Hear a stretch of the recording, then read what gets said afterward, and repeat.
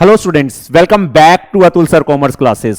Students, जैसे कि आपको पता ही है, हम आपके लिए क्लास 12th बिजनेस स्टडीज का एक ऐसा कोर्स लेके आए हैं जिसमें 100 डेज और 100 लेक्चर्स में हम आपको पूरी 12th क्लास की बिजनेस स्टडीज को कवर करवा रहे हैं। स्टूडेंट्स, इसी सीरीज के अंदर हम 4 चैप्टर्स को ऑलरेडी कवर कर चुके हैं और अभी हम अपना 5th चैप्टर कवर कर रहे हैं जिसका नाम है ऑर्गेनाइजिंग। स्टूडेंट्स, ऑर्गेनाइजिंग चैप्टर के अंदर भी हम ऑलरेडी 5 टॉपिक्स को कवर कर चुके हैं और आज जो हम टॉपिक को कवर करेंगे उसका नाम है इनफॉर्मल ऑर्गेनाइजेशन। तो स्टूडेंट्स, हमने लास्ट टॉपिक में फॉर्मल ऑर्गेनाइजेशन के बारे में डिस्कस करा था।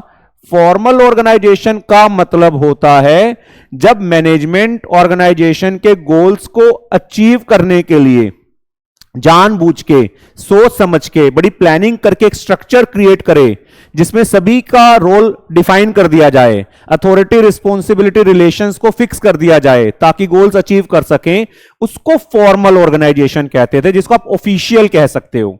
जब आप फॉर्मल ऑर्गेनाइजेशन बनाएंगे उसमें काफी सारे इंडिविजुअल्स काम करना शुरू कर देंगे। तो जरूरी नहीं है इंडिविजुअल्स आपस में खाली फॉर्मल मैटर्स पे बात करें, उनमें सोशल इंटरेक्शंस भी होंगी। आपस में इंडिविजुअल्स एक दूसरे के साथ बात करेंगे। सपोज बड़े सारे इंडिविजुअल्स हैं ऑर्गेनाइजेशन के अंदर, सुपीरियर्स भी हैं, सबऑर्डिनेट्स भी हैं, तो कोई भी सपोज ये इंडिविजुअल इसके साथ सोशल इंटरेक्शन करना शुरू कर दे, ये इंडिविजुअल इसके साथ सोशल इंटरेक्शन करना शुरू कर दे, कोई भी किसी के साथ भी सोशल इंटरेक्शन करना शुरू कर देगा तो इनफॉर्मल ग्रुप्स बन जाएंगे, आपस में फ्रेंड सर्कल्स बन जाएंगे। तो बेसिकली जो आपस में फ्रेंड सर्कल्स बने हैं ताकि सोशल बॉन्ड्स को सेटिस्फाई करा जा सके, साइकोलॉजिकल बॉन्ड्स, हम चाहते हैं हमारा फ्रेंड सर्कल हो, हम चाहते हैं दूसरों के साथ हम पार्टीज करें, हम चाहते हैं हम फेस्टिवल सेलिब्रेट करें, तो हमारी सोशल नीड्स हैं, उनको सेटिस्फाई करने के लिए जो आपस में इनफॉर्मल ग्रुप्स बन जाएंगे उसको आप इनफॉर्मल ऑर्गेनाइजेशन कह दोगे। पहले फॉर्मल ऑर्गेनाइजेशन ही बनेगी, जब वो काम करना शुरू कर देगी तो उसके अंदर जो इंडिविजुअल्स आपस में एक दूसरे के साथ सोशल बातचीत करेंगे, सोशल इंटरेक्शन करेंगे, तो वहां से इनफॉर्मल ऑर्गेनाइजेशन निकल के आएगी। तो हम कह सकते हैं informal organisation refers to the network of social relations. मैंने आपको बताया ये इंडिविजुअल आपस में मान लो फ्रेंड सर्कल बन गए, तो एक नेटवर्क बन गया सोशल रिलेशंस का among employees which emerges spontaneously from within the formal organization। spontaneously होता है धीरे धीरे करके अपने आप बन जाना, कोई एफर्ट्स करने की जरूरत ना पड़ना। तो मैनेजमेंट कोई एफर्ट्स नहीं करेगी, अपने आप इंडिविजुअल एक दूसरे के साथ बातचीत करेंगे और उनके सोशल रिलेशंस के नेटवर्क्स क्रिएट हो जाएंगे। When people interact beyond their officially defined roles. Official इसमें कोई रोल नहीं है, ऐसा नहीं है कि सुपीरियर और खाली सुपीरियर्स का आपस में बनेगा, कोई भी किसी के साथ भी फ्रेंड सर्कल डेवलप कर सकता है, किसी का किसी के साथ भी नेटवर्क बन सकता है, उसको हम इनफॉर्मल ऑर्गेनाइजेशन कह देते हैं। अगर हम कीथ डेविस के अकॉर्डिंग देखें, it is a network of personal and social relations. लोगों में पर्सनल रिलेशंस डेवलप हो गए, सोशल रिलेशंस डेवलप हो गए, नॉट एस्टैब्लिश्ड और required by the formal organisation. Formal organisation ने उसको एस्टैब्लिश नहीं करा, मतलब हमने जानबूझ को उसका एस्टैब्लिश नहीं करा, वो अपने आप एस्टैब्लिश हो गए। But arising spontaneously as people associate with one another. जब लोग एक दूसरे के साथ एसोसिएट करेंगे, लाइक माइंडेड पीपल एक दूसरे से मिलेंगे, तो अपने आप उनका ग्रुप बन जाएगा, अपने आप सोशल नेटवर्क्स बन जाएंगे जिनको आप इनफॉर्मल ऑर्गेनाइजेशन कहोगे। तो स्टूडेंट्स, अगर हम इनफॉर्मल ऑर्गेनाइजेशन के फीचर्स की बात करें तो first is based on formal organisation. Informal organisation formal organisation के ऊपर बेस्ड है, मतलब पहले फॉर्मल ऑर्गेनाइजेशन एग्जिस्टेंस में आएगी, उसी ऑर्गेनाइजेशन के अंदर जब काम करा जाएगा तो वहां से इनफॉर्मल ऑर्गेनाइजेशन बन के आएगी। अगर फॉर्मल पहले नहीं बनेगी तो इनफॉर्मल भी नहीं बन पाएगी।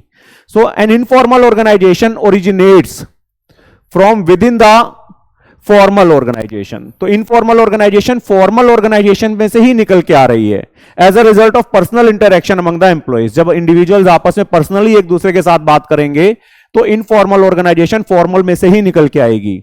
Thus, first formal organization is established and then informal organization is created out of it। पहले formal organization बनेगी, उसके बाद उसमें से informal organization निकल के आएगी। So we can say that informal organization is dependent on the formal organization।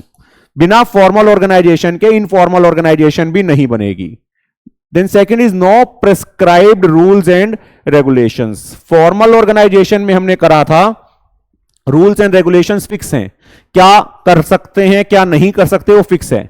But informal organisations के अंदर कोई ऑर्गेनाइजेशन के रूल्स एंड रेगुलेशंस फिक्स नहीं है। इसमें जो ग्रुप नॉर्म्स हैं, जो आपस में सोशल नेटवर्क बना, वो आपस में क्या डिसाइड करते हैं उसके हिसाब से मेंबर्स बिहेव करेंगे। ऑर्गेनाइजेशन के rules and regulations formal organisation में चलते थे, इनफॉर्मल के अंदर ऑर्गेनाइजेशन के रूल्स एंड रेगुलेशंस अप्लाई नहीं होते। The standard of behavior of members of informal organization evolve from group norms। कैसे members behave करेंगे वो group norms के ऊपर डिपेंड करता है, ग्रुप की क्या सोच है। Rather than officially laid down rules and regulations, जिसमें official rules and regulations को follow नहीं किया जाता। फॉर्मल ऑर्गेनाइजेशन के अंदर ऑर्गेनाइजेशन के रूल्स एंड रेगुलेशंस के हिसाब से चलते हैं, बट यहां पर जो ग्रुप नॉर्म्स डिसाइड होगा, जो ग्रुप डिसाइड करेगा उसके हिसाब से मेंबर्स बिहेव करेंगे। Then independent channels of communication. Formal organisation के अंदर एक वेल डिफाइंड स्ट्रक्चर बना दिया था, आपको याद होगा पिरामिड की फॉर्म में एक स्ट्रक्चर था, और उसी स्ट्रक्चर के अंदर हम कम्युनिकेट करते थे। बट इनफॉर्मल के अंदर कोई चैनल ऑफ कम्युनिकेशन नहीं है, कोई भी किसी के साथ भी बातचीत कर सकता है। इनफॉर्मल ऑर्गेनाइजेशन को कई बार ग्रेप वाइन भी कह देते हैं। ग्रेप वाइन जैसे अंगूरों का गुच्छा होता है, कौन किसके साथ कनेक्टेड है, कौन किसके साथ बात कर रहा है, पता ही नहीं। तो इनफॉर्मल का कोई शेप नहीं है, anyone can communicate with any other person. कोई अथॉरिटी का रिगार्ड नहीं है, कोई रिस्पॉन्सिबिलिटी का रिगार्ड नहीं है, कोई भी किसी के साथ भी बातचीत कर सकता है। Communication does not flow through the officially established channel of communication. हम स्केलर चेन को फॉलो नहीं कर रहे हैं। Rather, independent channels of communication are developed by the group members in which the information may flow in any direction। Group members अपने ही channel बनाएंगे और information किसी भी डायरेक्शन में फ्लो कर सकती है। तो ऑफिशियल चैनल्स ऑफ कम्युनिकेशन को इनफॉर्मल ऑर्गेनाइजेशंस के अंदर फॉलो नहीं करा जाता।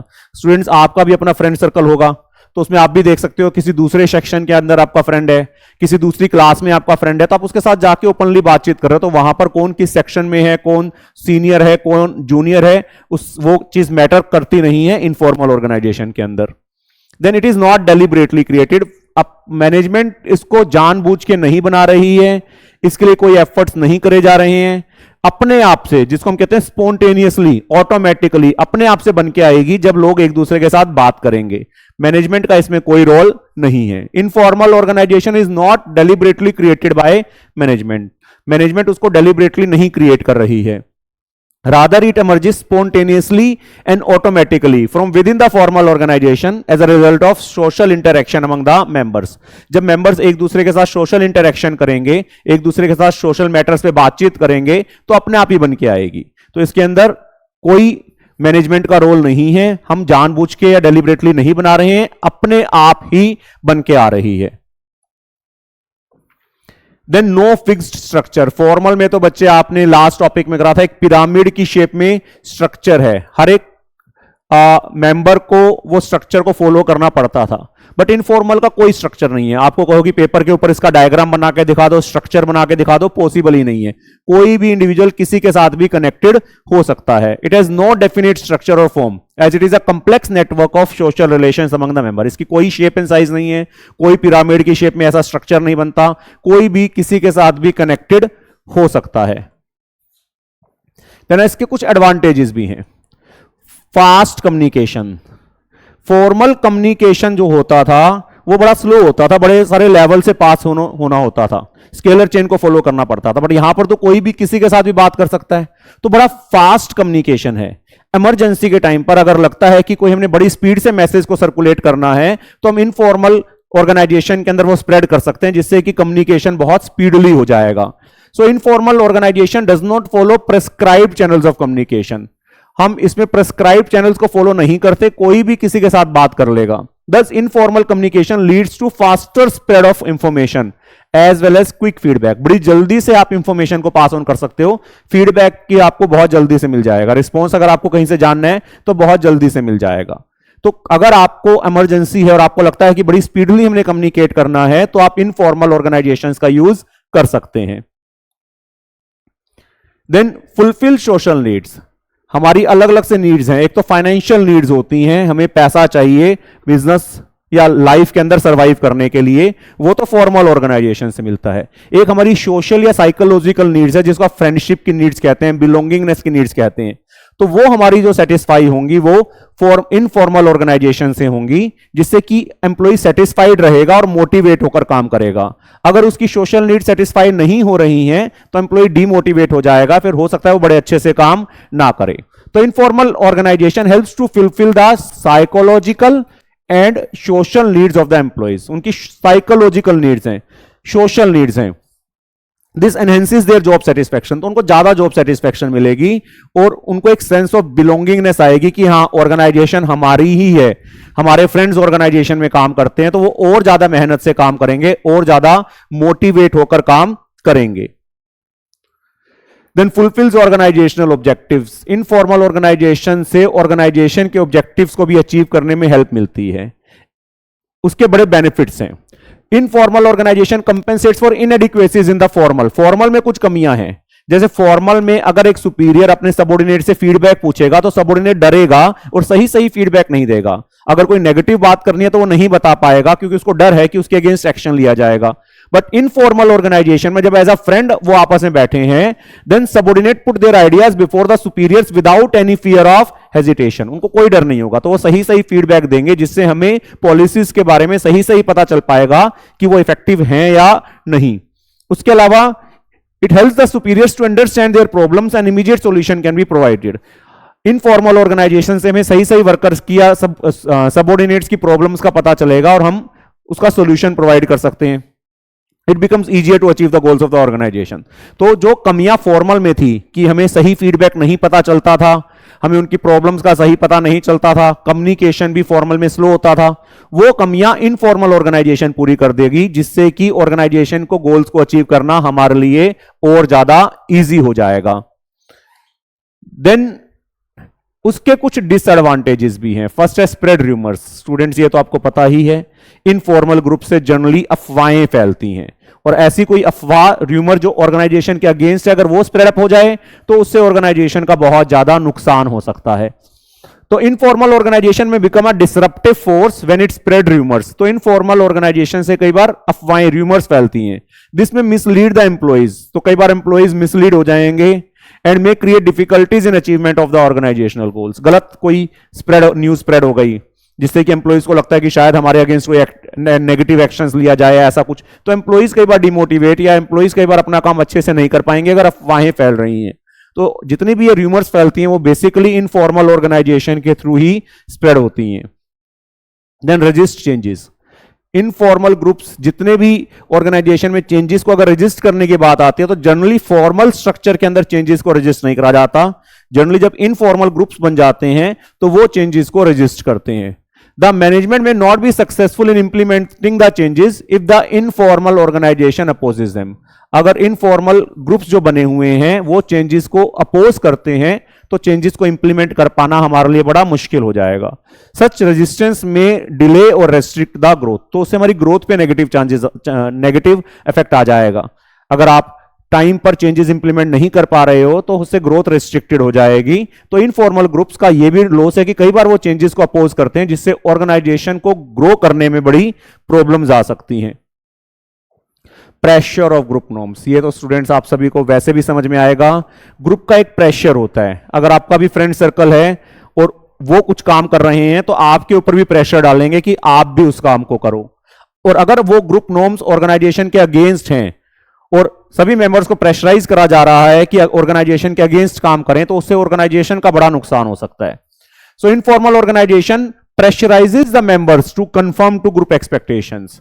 ये तो आप सभी बच्चे बड़े अच्छे से समझेंगे कि जो हमारा इनफॉर्मल ग्रुप होता है वो हमें प्रेशराइज करता है कि जो ग्रुप ने नॉर्म सेट कर रखे हैं अब उनको फॉलो करें। This can be harmful to the organisation if the norms set by the groups are against the organisation interest. अगर ग्रुप ऐसे नॉर्म सेट कर लें जो ऑर्गेनाइजेशन के अगेंस्ट है तो उस ग्रुप के प्रेशर में आके हर एक मेंबर को ग्रुप ऑर्गेनाइजेशन के अगेंस्ट काम करना पड़ेगा, जो कि ऑर्गेनाइजेशन के लिए बहुत हार्मफुल हो जाएगा।